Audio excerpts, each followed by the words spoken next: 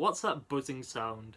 It's one of the most annoying things to happen when you're playing guitar and you're going for that chord and you just get that nasty buzz happening. Well, don't worry, there's a few things we can do to remedy it. A lot of people think that you're not pressing hard enough. This can be the case, but quite often it's less about how hard you're pressing and more about where you're pressing.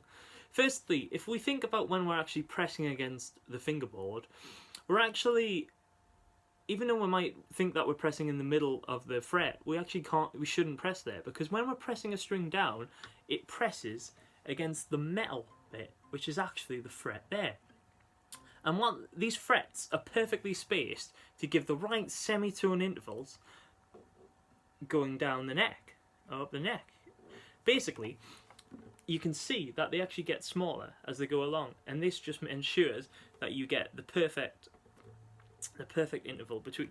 So when we are pressing these chords down, or these strings down, we want to make sure that we're actually as close to that fret as we can get. We don't want to go over it, but you actually find that pressing close to there means that you require far less tension, because actually you're just pressing the string right down on it there.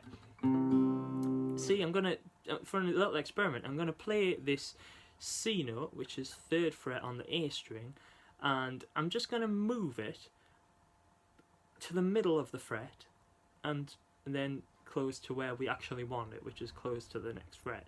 And I'm not going to change the pressure at all, and you'll be able to hear the difference. Hear that?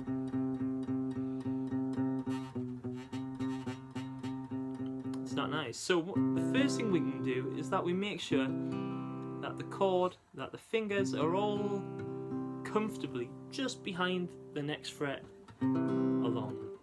Okay, now the other thing you might get is unwanted pressing of the wrong string, and this is common in this E and this C chord with this top E string, where our first finger, which should be 1st fret on the B, making a C note there, actually clips underneath and hits the E string open, and you get this at the top of your chord. So I'll go through those. See, you want it to ring out like this. So what we can do there is just slightly change the angle that our first finger, or any other finger if it's clipping another string, is landing on the strings. If you can kind of push the hand underneath a little bit, you might find you get more clearance. And don't worry, because everybody's hands are different, and everybody will find awkward ways and find it awkward to do certain shapes. So don't worry about that. What you kind of want to do is just find a shape that's comfortable for you. Maybe change the angle of the thumb on the back as well. Sometimes bringing that further down gives you a bit better clearance. Okay, and from there, once you've got a comfortable chord with your fingers positioned as close to those frets as you can, the next fret along, and no buzzing, look at that, remember it, even take a photo if you want, because that's how you should play that. And then take that off and then reapply it, and take it off, then reapply it. And by doing so, it means that you can just learn, in what we call muscle memory, how to make that shape. So when you go to make that chord, whenever you do, you will play it correctly. So I hope that helps. Happy playing. Any questions, just let me know. Thanks now.